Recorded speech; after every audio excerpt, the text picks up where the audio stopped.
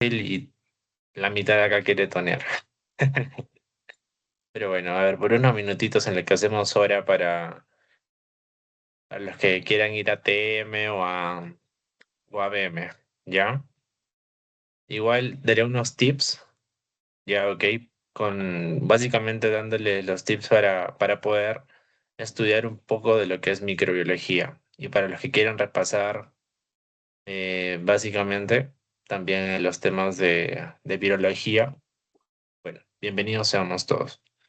Perfecto, entonces, a ver, denme un ratito que voy a compartir la pantalla. A ver, un momentito.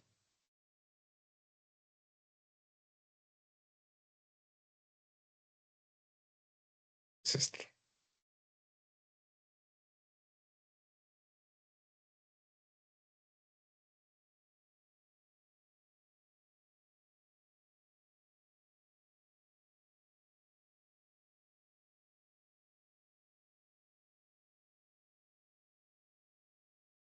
A ver, listo.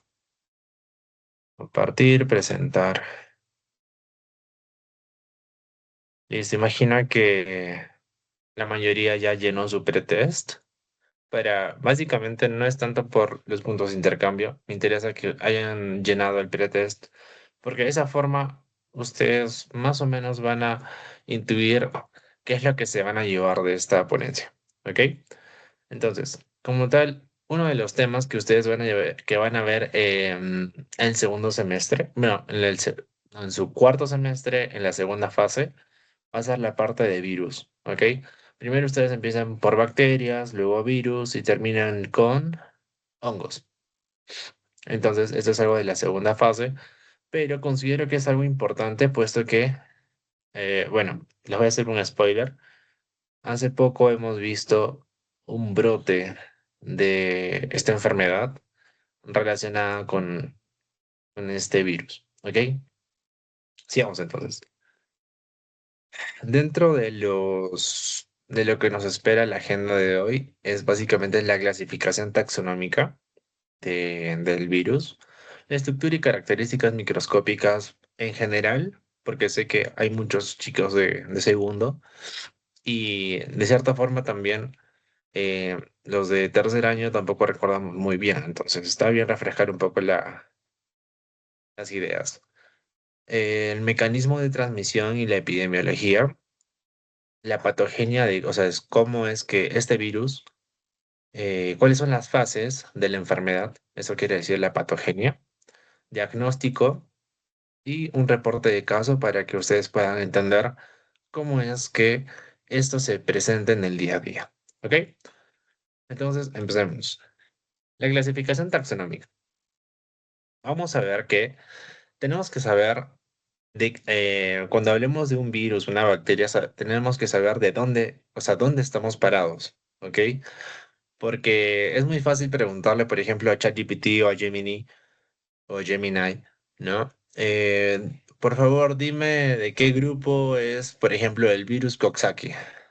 Entonces, Gemini les va a decir, pertenece a los enterovirus. Y ChatGPT te va a decir, pertenece a los picornavirus. Y la gente termina confundiéndose. Ya, pero ¿es enterovirus o picornavirus? Y es porque no llegan a entender muy bien. Bueno, la IA no les entiende a qué se refieren ustedes con grupo, si se refieren a la familia o al género. ¿Ok? Entonces, para empezar, la familia Picornavirus es bastante extensa, dentro de las cuales va a comprender cuatro géneros. La más grande, o el género más grande, es el de los enterovirus, ¿ok? Y teniendo como especies, vamos a tener, por ejemplo, al virus del polio, como su manifestación clínica de la poliomielitis, al virus Coxsackie tipo A, tipo B, ¿ok? Dándonos como tal sus manifestaciones clínicas de herpangina. La herpangina como tal es una afección viral, la cual se va a manifestar eh, con pápulas y vesículas, o, ¿cómo decirlo? Ampollitas dentro de la boca, dentro de la mucosa oral. ¿Ok? La enfermedad de manos, pies y boca, la conjuntivitis hemorrágica y por otra parte la Coxsackie tipo B. Nos da la pleurodimia, la miocarditis neonatal y la diabetes tipo 1, o también llamada diabetes juvenil. Voy a explicar un ratito, ok, me voy a tomar unos minutitos para explicar cuál es la diferencia de pleurodimia y pleuritis. La pleurodimia es una enfermedad muy parecida a la pleuritis. ¿Por qué? Porque esta de cierta forma se manifiesta o las manifestaciones clínicas, los síntomas son muy parecidos. Pero, ¿cuál es la diferencia como tal? La pleuritis es la inflamación de la pleura cuando hay mucho rozamiento entre la pleura visceral con la parietal. ¿Ok? Para que me entiendan mejor. Y la pleurodimia es parecida, pero bueno, los virus, el virus del Coxsackie tipo B, termina inflamando los músculos respiratorios de la caja torácica. ¿Ok? La miocarditis neonatal y diabetes tipo B. Perdón, diabetes juvenil tipo 1. Tenemos como subespecie también al ecovirus, dando manifestación clínica como la meningitis aséptica, exantema febril infantil, sepsis neonatal. ¿Por qué se le dice meningitis aséptica? Porque cada vez que ustedes escuchen sepsis, acuérdense de bacterias, ¿ok? Entonces, si tenemos como tal una meningitis aséptica, ¿ustedes a qué creen que se refiere? Eso quiere decir que una meningitis aséptica, nosotros a la hora de evaluar al paciente, de haber tipo retirado una muestrita de, o sea, una muestra de líquido cefalorraquídeo, vamos a ver que no hay presencia de colonias. ¿Y cómo se hace esto? Cuando nos da una infección a las meninges, estos virus o bacterias terminan también nadando por el líquido cefalorraquídeo. ¿Ok? Y mediante la técnica de punción lumbar, nosotros podemos retirar unos cuantos mililitros de líquido cefalorraquídeo y con un hisopo podemos pasarlo por una placa Petri eh, mediante el agar. El agar es como una gelatinita que sirve para darle nutrición a este tipo de microorganismo. No sabemos todavía si es bacteria o si es virus. ¿Ok? Entonces, a la hora de poder evaluar esto, dejamos 1 o 2 días para que puedan proliferar, para que puedan crecer estas pequeñas colonias. Y al ver de que no hay la proliferación de estos puntitos, es decir, colonias, vamos a decir que es una meningitis viral o también llamada meningitis aséptica, ¿ok? Dada por el ecovirus. Sepsis neonatal, ok. Enterovirus tipo D68 y tipo A71. Lo importante de esta parte, por decirlo así, me interesa más la parte del enterovirus tipo A71, puesto que es un poco más infrecuente, pero el brote es mucho más grave o la manifestación clínica es más grave con respecto a la enfermedad de manos, pies y boca. ¿Ok? ¿Alguna vez no les ha pasado que se enferman de gripe y les dan antibióticos? ¿Es correcto o no es correcto? Yo les digo que no, porque la mayoría de casos de resfriado común se da por el rinovirus tipo A, tipo B o tipo C. ¿Ok? Eh, Pasemos a los otros géneros. Tenemos al hepatovirus, por ejemplo, el virus de la hepatitis A. Es una hepatitis, podemos decir que es una hepatitis de leve a moderado daño hepático que con retrovirales se puede corregir. Parecovirus, con la especie del parecovirus humano de los serotipos 1 a 6. Sus manifestaciones clínicas suelen ser respiratorias, gastrointestinales y meningitis en lactantes menores a 3 meses. El aftovirus es un virus, básicamente, es el género del virus, afectando básicamente al ganado, ya sea bovino o porcino. Entonces ya sabemos dónde estamos parados, ¿no? El género enterovirus es de la familia de los picornavirus. Listo. ¿Es importante aprenderse todo eso? Eh, no, No, la verdad es que no, pero es bueno, lo que sí es bueno, saber cuáles son sus hermanos. Si bien, o cuáles son sus primos. Si bien estos dos son hermanos, está bien saber que la polio es su primo, que los enterovirus o que la gripe también son virus, o son primos de estos dos. ¿Ok? Listo. Entonces, hablemos básicamente de la estructura y características de un virus en general. A ver, los virus van a caracterizarse por tener un genoma viral. El genoma viral puede ser o bien ADN bicatenario, puede ser ARN monocatenario o bicatenario. ¿Ok? Entonces, el ARN, el ácido ribonucleico, va a ser, como mencioné, el genoma, el material genético. Este material genético puede estar unido a proteínas. A estas proteínas le vamos a llamar proteínas de unión. ¿Cómo así? Es que cada parte del genoma viral, perdón, va a unirse gracias a tener estas proteínas de unión, básicamente. ¿Ok?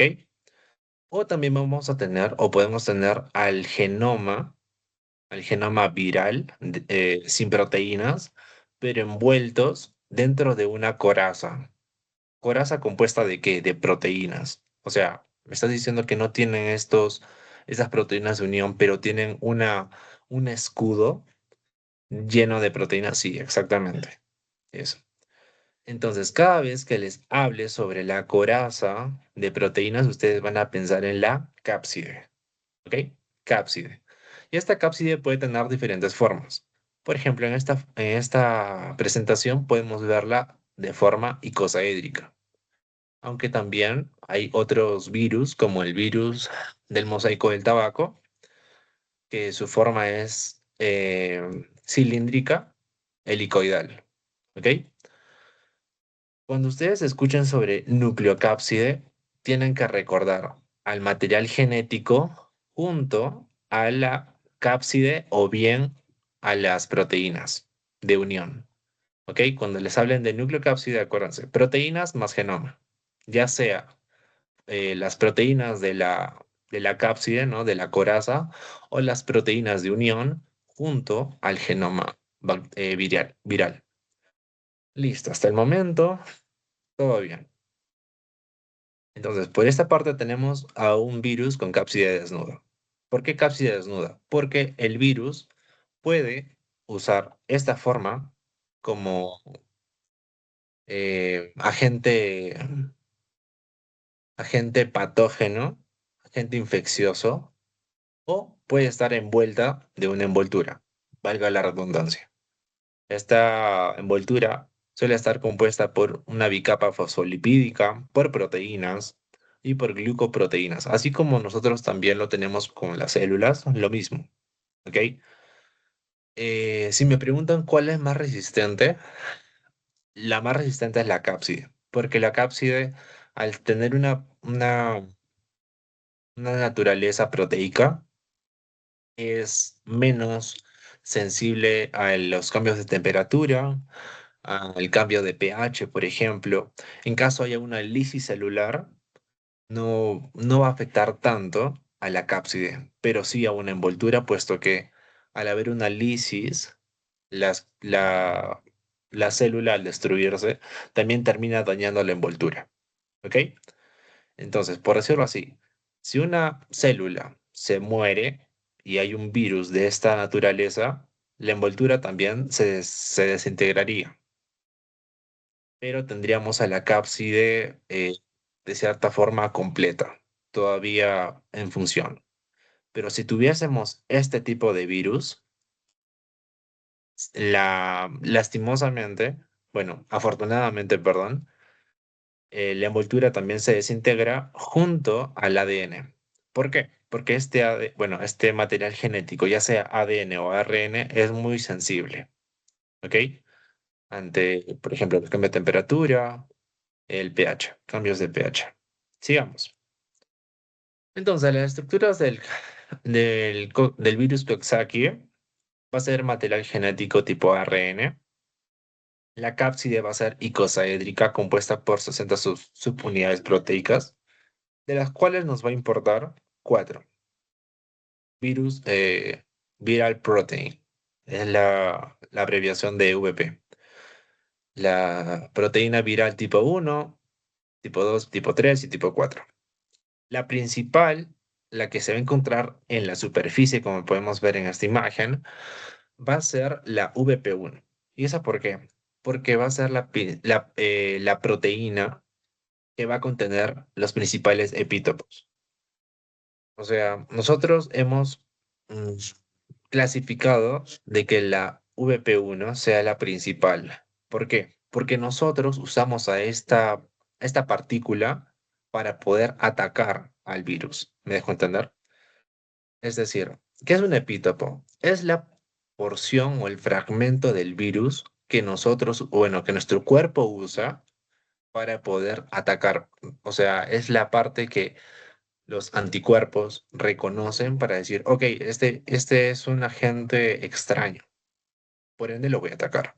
Esa es la definición de epítopo, ¿ok? Por eso es la principal. La VP2 y la VP3 básicamente trata de brindar cierta estabilidad a la cápside, ¿ok? Y y al reconocimiento del huésped, ¿no? De las células del huésped. Y la VP4, como podemos observar aquí, esta es la única de las cuatro que se va a encontrar en la parte posterior de la cápside, ¿ok? Y va a brindar o va a ayudar para poder generar el ensamblaje y la liberación del ARN viral a la célula que lo está hospedando, básicamente, ¿ok? Como mencioné, el genoma es ARN monocatenario y contiene proteínas ligadas al genoma, la VPG. O sea, hay proteínas que van a provenir de esta proteína para poder formarse las demás. ¿Ok? Envoltura, como podemos ver, carece de envoltura. No le hagan caso a esta palabra, ¿ok? Pero sí, este virus carece de envoltura. Por ende, como les dije, es más resistente. Y su replicación suele darse en el citoplasma. ¿Listo? Ok. Hablemos sobre el mecanismo y la epidemiología. ¿Cómo es que esto se transfiere? Eh, los mecanismos de transmisión va a darse principalmente por la vía fecal-oral, ¿ok? Por el contacto de manos, por secreciones, por la saliva. ¿Dónde se puede dar eh, este tipo de manifestaciones? Por ejemplo, si tenemos un bebé en la casa, un primito, ¿no? Y tenemos que constantemente cambiarle el pañal y no tenemos el hábito de ser bastante cuidadosos a la hora de limpiarlo o de, yo qué sé, por ejemplo, no lavarnos la mano después de limpiar o de botar el pañal, podemos simplemente esparcir el virus, ¿no?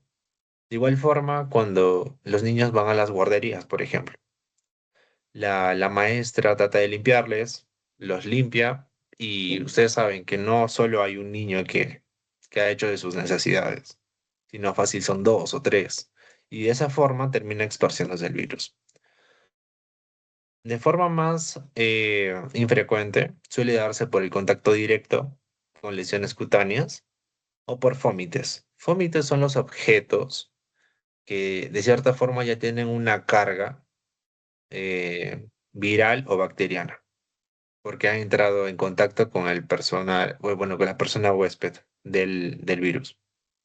Y la epidemiología, su distribución es mundial, es decir, que no prefiere, por ejemplo, a la raza asiática, ni a la raza morena, ni a la blanca. Da a todos por igual. Suele darse frecuentemente en guarderías, escuelas, centros infantiles, con mayor incidencia en menores de 5 años o en lactantes, pero eso no quiere decir que no nos dé a las personas adultas o a los adolescentes, ¿sí? Suele darse más que todo en los climas templados, como en verano o terminando verano e iniciando otoño, ¿ok? O en climas tropicales, como por ejemplo en Perú, en la parte de Brasil, ¿ok? En los trópicos, básicamente. ¿Listo? Sigamos. Entonces, la patogenia. ¿Cómo es que que se produce la enfermedad? Como mencioné, el virus ingresa por la boca o por alguna vía respiratoria, ¿ok? Entonces, este virus, cuando ingresa, se va a instalar, ¿dónde? En la región de la mucosa oral, en la orofaringe, en las amígdalas, sabiendo que las amígdalas es un tejido eh, inmuni- un tejido bastante importante puesto que pertenece al sistema inmunitario y al tejido linfoide intestinal, ¿no? A las placas de Peyer, sabiendo que esto pertenece al MALT, ¿no? Al tejido linfático asociado a mucosa, ¿ok? ¿Dónde se encuentran más que todas las placas de Peyer? Estas se encuentran en la porción, perdón, en la porción distal del intestino delgado. ¿Ok? Casi bueno, básicamente entre el ilion y el ciego. Produce una viremia primaria. ¿Qué es eso? ¿Cuál es la diferencia de una viremia primaria de una viremia secundaria? Básicamente, la viremia quiere decir un virus en la sangre. ¿Ok? Entonces, esta viremia primaria quiere decir que el virus entra por las amígdalas, termina de infectar las amígdalas y luego pasa al torrente sanguíneo, pudiendo esparcirse hacia los órganos diana, ¿ok? Como por ejemplo es el sistema nervioso, los músculos, el sistema cardiovascular, ¿ok? Esa es una viremia primaria. Ay, me equivoqué con los números, ya no importa. Y bueno, después de aproximadamente 2 a 3 semanas, con el correcto tratamiento, termina eliminándose la carga viral mediante el estornudo, la tos y bueno, como si fuese una gripe, ¿ok? Pero dentro de este punto 5 vamos a tener los síntomas principales, que van a ser los siguientes. Ya. Pero antes de eso, vamos a hablar sobre o sea, sobre la correlación clínica para que más o menos ustedes puedan entender eh, por qué es importante el virus del Coxsackie tipo A como tipo B.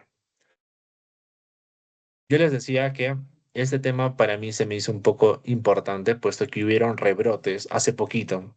Miren, 17 de abril del 2026, hace un par de meses. En la parte del norte de nuestro país hubo un rebrote de la enfermedad de manos, pies y boca, ok, brindados por el Instituto Nacional de Salud y bueno, por diferentes medios de comunicación, ¿no? Al igual que el hantavirus. Entonces, muchas personas preguntaban, ¿qué? O sea, ¿el hantavirus me da esta enfermedad de manos, pies y boca? No. Ya se dan cuenta que no. Una cosa es hantavirus y el otro es Coxsackie virus. Y bueno, la forma en cómo se expresan es totalmente diferente. Ya lo estamos viendo por acá. Eh, y bueno, hablando un poco más sobre el Coxsackie virus tipo B, es necesario hablar sobre la miocarditis fulminante en recién nacidos, ¿ok?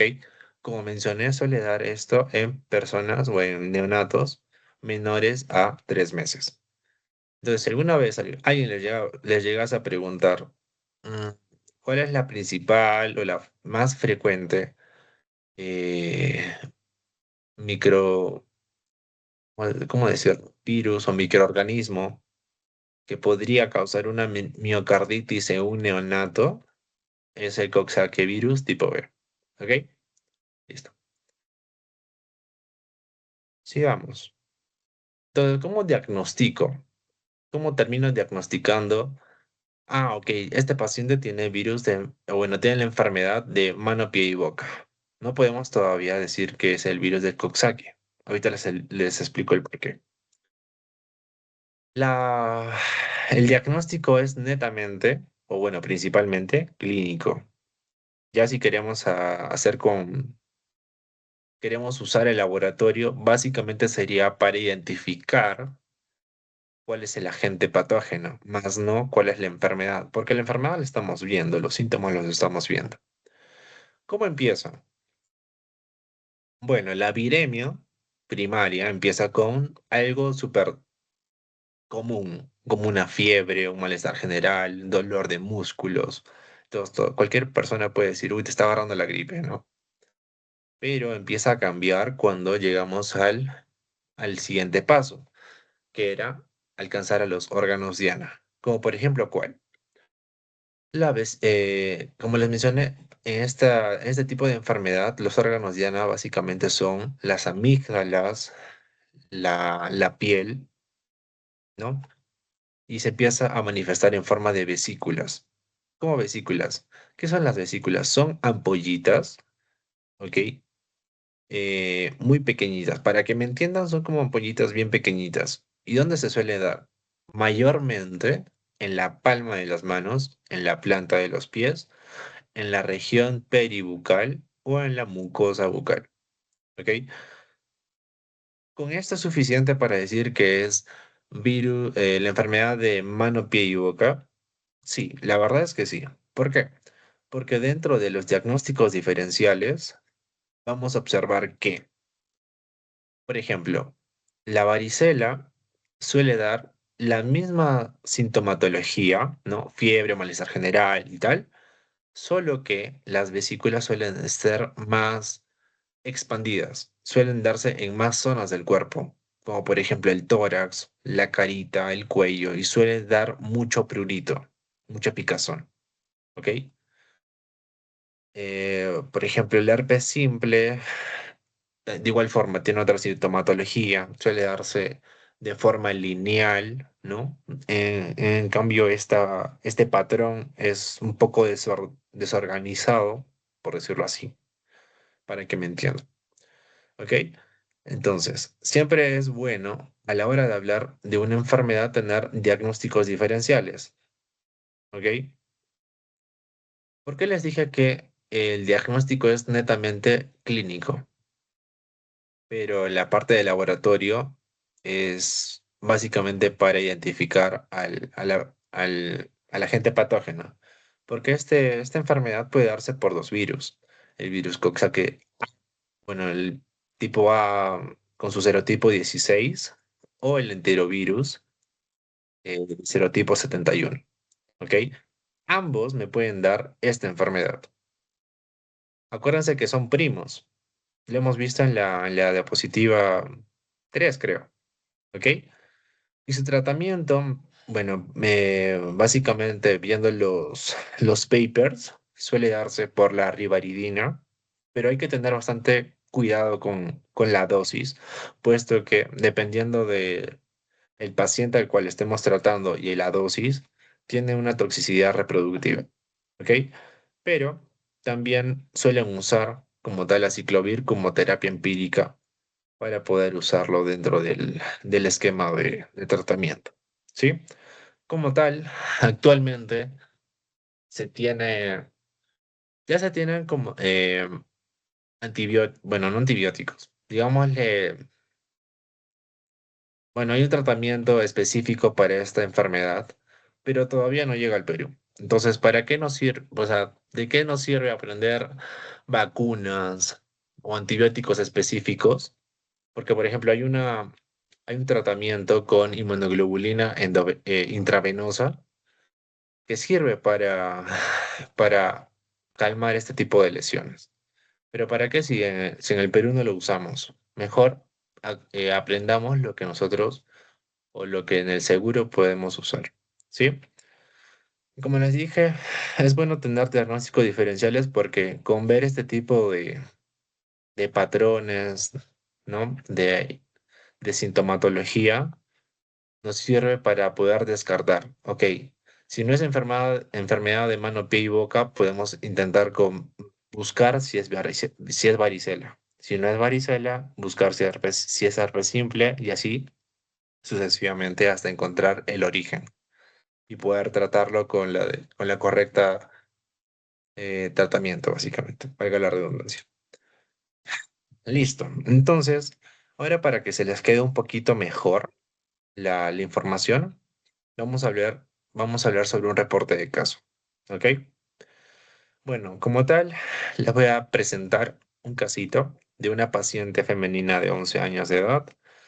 Ella acude a nuestro centro de emergencias porque desde hace 4 días, bueno, acude con sus padres, ¿no? Porque desde hace 4 días presenta estas vesículas, ¿no? Estas ampollitas muy dolorosas, donde en la boca tienen como esas ampollitas también ya erupcionaron, se han reventado, ¿ok? Y por eso genera a su costado como que un espacio medio rojito, por eso se le llama eritematoso, medio grisáceo, a nivel de las palmas, de las manos y las plantas de los pies. Que luego, bueno, también se tornan vesículas, ¿no? Además, cuando nosotros no sabemos si el paciente se ha tomado la temperatura y solo dijo, no, estaba muy caliente, nosotros tenemos que colocar, además el paciente presenta alza térmica, perdón, subjetiva. Si el paciente no se ha tomado la temperatura, no podemos decir que realmente estuvo con fiebre. Entonces, ella como tal sentía que se le había subido la temperatura y por eso decimos alza térmica subjetiva no cuantificada de aparición irregular. ¿Ok? Bueno, a los 2 días, después, o sea, después de esta presentación, a los 2 días, las lesiones progresaron en sentido caudocefálico, es decir, de los pies a la cabeza. Por ende, ya teníamos lo común de esta enfermedad, pero esto pudo progresar ¿cómo?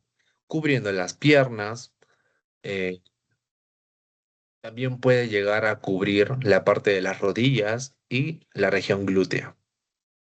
Y por la parte de las manos, también termina cubriendo parte de los antebrazos. ¿Ok?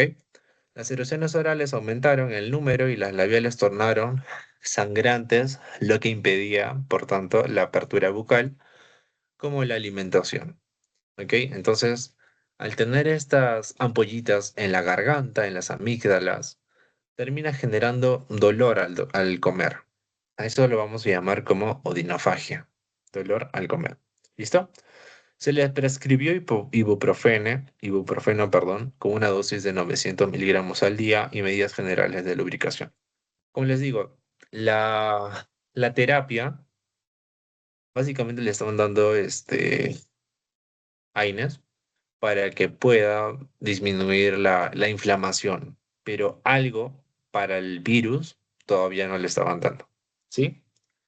Esa es básicamente la terapia primaria que se le estaba dando a la paciente. Entonces, estas son imágenes de cómo podemos observar a una pacientita con virus de Coxsackie tipo A, ¿no? Tenemos como la región peribucal junto a la región orofaringea con llagas, con vesículas, al igual que en la parte de miembros inferiores de los pies y las palmas de las manos, con puntos o con vesículas eritematosas, rojitas, ¿sí? Es importante saber esto porque hay otras enfermedades que respetan las palmas de las manos. Es por eso que el aprenderte estas cositas, estos datitos, te hace pensar rápido, ah, es esta enfermedad. ¿Ok? Listo. Y más si es que la enfermedad se llama enfermedad de boca, manos y pies. Listo.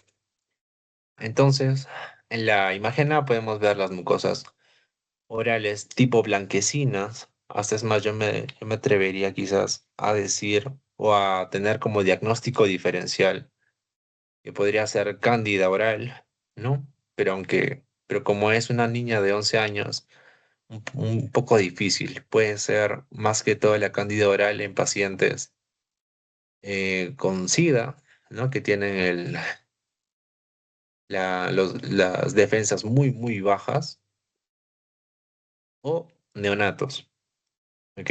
Entonces tenemos esto, lesiones maculoeritematosas tipo grisáceas, múltiples en la región de los pies y las manos. ¿Cómo progresó? A los 7 días de la hospitalización, después de haber llegado a emergencias, las lesiones mucocutáneas, es decir, de la piel, evolucionaron a necrosis. Es decir, el tejido se estaba muriendo, se estaba pudriendo. ¿Ok? Eso es necrosis. Y luego se terminaron presentando en forma de descamación. ¿Ven? Se dan cuenta que la región de las mejillas están también un poco negritas y se están formando como escamas. Ok, eso básicamente se está necrosando esta parte y se está descamando. De- de- Debido a esta presentación, se limita la ingesta de alimentos y por ende la masticación. ¿Ok? Entonces ya no siente dolor, sino ya no puede alimentarse, ya no puede masticar, no puede hablar. A esto le vamos a llamar ya no como odinofagia, sino como disfagia. ¿Listo? Es el impedimento, la limitación. ¿Ya? A nivel de las palmas de la mano y de las plantas de los pies se presentaron lesiones maculoeritematosas. ¿Qué se refieren con máculas? ¿Se acordaban que aquí vemos puntitos, ¿no? Puntitos muy juntitos. Ahora estos puntos se han unido formando manchitas, manchitas rojas. Por eso llamamos máculas eritematosas descamativas porque termina formando esta particularidad de escamas, pues, ¿no? Como si fuese caspita, ¿ok? Como medida se realizó ahora una terapia intravenosa de aciclovir. Este es un medicamento para este tipo de enfermedades virales, ¿ok? Con una dosis de 40 miligramos por kilo al día, así como apoyo con líquidos y electrolitos. Imagino que o sea, una paciente así, bueno, ustedes mírenla. ¿Creen que le van a dar algo para tomar pastilla o para darle de comer? No, todo el tratamiento junto a la nutrición va a ser vía parenteral, es decir, mediante alguna vía endovenosa o intravenosa, es lo mismo, son sinónimos, ¿ya? Debido a la enfermedad. Entonces, por la imagen, eh, por la como digo, por la imagen A podemos ver lesiones cutáneas, las mucosas necrosadas des- eh, y descamaciones en la región epidérmica malar, ¿no? Y lesiones maculoeritematosas en pies y de cierta forma también se está formando tejido necrótico, si lo llegan a ver. Cuando ustedes vean tejido oscuro, oscuro, oscuro, o es tejido que se está muriendo, es decir, no está llegando la sangre para poder nutrirlo, está con hipoperfusión y un tejido con hipoperfundido termina necrosado por falta de nutrición, básicamente. ¿Ok? Este es a 11 días de la evolución del caso. Claro que, o sea, yo esto escribí a los 7 días y esto pasó a los 11 días. ¿Listo? Pero, como dije, eh, se le da el tratamiento correcto, ya no solo AINES, antiinflamatorios, y a los 19 días de la evolución del caso, como podemos ver, la paciente presenta lesiones secas, con escasas costras a nivel de los labios, de la descamación de las mejillas, ¿no? A predominio de las palmas también y de las plantas del pie. La paciente evoluciona favorablemente, pero de forma lenta porque fue tarde la, la intervención correcta con los antibióticos, bueno, con la medicación correcta, con la antibiótico-terapia correcta, ¿ya? Si bien esta enfermedad no te va a llegar a matar de una forma bastante temprana te va a hacer sufrir básicamente por la presentación, ¿sí? Entonces eso es lo que menos queremos que le sucedan a los pacientes. Que les, que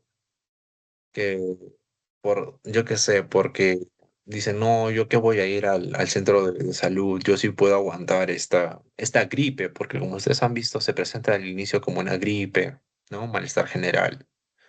Termina siendo algo bastante doloroso, ¿ok? Entonces, así terminaría nuestro caso. Y eso es todo con respecto a la ponencia. Ya saben, cualquier pregunta la pueden hacer por el chat del Teams o la pueden hacer a ChatGPT en caso no esté disponible. ¿Sí? Como tal, les he dado algunos tips mientras que hablaba sobre qué creo que es importante que ustedes sepan con respecto a hablar sobre microbiología y también he colocado las preguntas tipo de lo que los doctores preguntan. No te preguntan, por ejemplo, ¿dónde, qué tipo de enfermedad te da el Coxsackie-virus? No, te preguntan, ¿el virus o la proteína del virus de Coxsackie tipo A o tipo B? La VP1, ¿por qué es importante? O la VP4, ¿por qué es importante? Cosas así, ¿ok? ¿Qué tipo de ADN o material genético contienen los Coxsackie? ¿Cuál es la principal eh, forma de ingreso del virus? Y cosas así, ¿ok? Lo que sí también les recomiendo es que se aprendan quizás el cuadrito, algunas cositas, como por ejemplo, ya sé que Coxsackie A me da vesículas en la boca, ¿no? Vesiculitas en la boca. Eso es la herpangina. Pero si me da vesículas en la boca, en las manos y en la planta de los pies, ya, es la enfermedad de manos, pies y boca. Si tengo mm, inflamación de los músculos respiratorios, pleurodinea. ¿Y qué más encontramos en la región torácica? El corazón, miocarditis neonatal, tipo B. ¿Ven? Entonces, como que ya todo lo van relacionando. ¿Ok? ¿Y qué se encuentra debajo del corazón? El estómago, el hígado y el páncreas. La diabetes tipo 1. Para que me entiendan un poco más cuál es la diferencia de tipo 1 y tipo 2, creo que lo van a ver ahora los chicos que están en segundo año. La diferencia de tipo 1 y tipo 2 es que la tipo 2 es, entre comillas, autoinmune. ¿Ok? Mientras que la tipo 2 puede suceder a pacientes, bueno, suele suceder a pacientes que no medían los niveles de glucosa que entraban al, a su sistema y al no usar los receptores, estos receptores terminan perdiéndose, ¿no? Por ejemplo, en el músculo nosotros tenemos receptores de insulina, ¿no? Por ejemplo, los músculos. Por eso nosotros cuando vamos a hacer ejercicio, la insulina trabaja mandando la glucosa a estos músculos para que podamos movernos, para que podamos levantar peso. Pero una persona sedentaria, una persona que trabaja en oficina, ¿ustedes creen que van a usar todos estos receptores del músculo? No, se van a empezar a marchitar, por decirlo así, se van a empezar a desvanecer, desintegrar. Y de los, imaginemos, ¿no? 10 receptores que teníamos al inicio, ahora solo quedarán 3 receptores de insulina. Y a eso le vamos a llamar como resistencia a la insulina. La resistencia a la insulina es característico de la diabetes tipo 2, mientras que la diabetes tipo 1 o juvenil se le llama así porque nuestro, nuestro sistema inmune se hackea, ¿no? Lo hackea y empieza a atacar a las células que liberan insulina. ¿Como en cuál? O que generan insulina, como en las células beta del páncreas. Entonces, nuestro sistema inmune, a causa del virus Coxsackie tipo B, va a empezar a atacar a estas células. Y por eso se le llama diabetes tipo 1 juvenil. ¿Por qué diabetes tipo 1 juvenil? Porque al ser autoinmune te puede dar a personas jóvenes, a personas infantiles, bueno, al paciente pediátrico, como también a personas geriátricas o adultas. ¿Ok? Mientras que la tipo 2 suele darse más en pacientes geriátricos o adultos, ¿no? Ser autoinmune puede darte cuando eres joven, ¿por qué no? O cuando eres infante, ¿ok? Entonces, esos datitos, acuérdense, ¿sí? Bueno, poliomielitis y ese tipo de cositas. Bueno, sin más, sin más datitos que les puedo dar como para que aprendan o para que entiendan lo que es micro, imagino que el ponente del Kickstart que les toque también les va a dar otros super tips y espero que con esta información la sepan aprovechar y, y si la pueden explicar a sus seres queridos o a alguien como tal para que ustedes mismos repasen, es una buena forma de aprender también. ¿Sí? Eso chicos, fue un placer. Bueno, no diría, no voy a hacer mis chistes porque me van a grabar y me van a subir creo que a YouTube. Fue un placer, chicos, ser su ponente el día de hoy. Así que eso va a ser todo por el día de hoy. Si tienen alguna pregunta, me la pueden hacer en el chat o levantar su dedito. ¿Sí?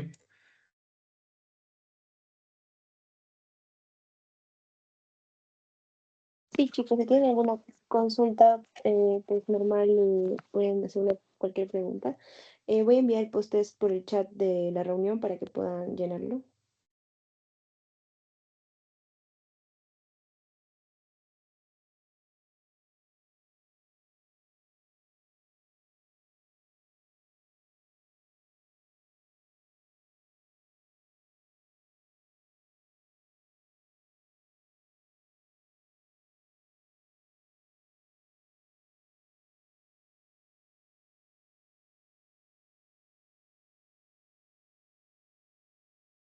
Listo, chicos, ya les envié por el chat de la reunión el, el post-test.